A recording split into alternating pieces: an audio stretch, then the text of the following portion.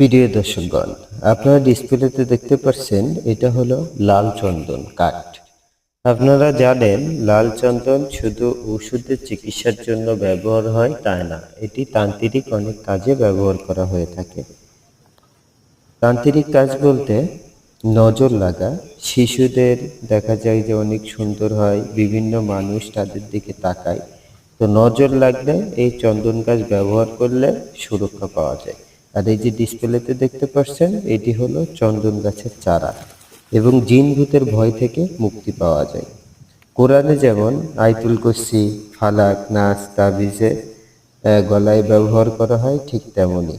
এবং ভয়, স্বপ্নদোষ, স্বপ্নের ভিতরে ভয় পাওয়া, ঘুমের ভিতরে ঘুম ভেঙে যাওয়া, এবং ব্যবসা বা রুজিতে বরকতের জন্য এটি দোকানে ঝোলায় রাখা যায়। এবং প্রেম, ভালোবাসা, যাদের বিয়ে হয় না, যাদের বিয়ে আটকে আছে, তাদের জন্য এই চন্দন গাছের শিকড় উপকারী।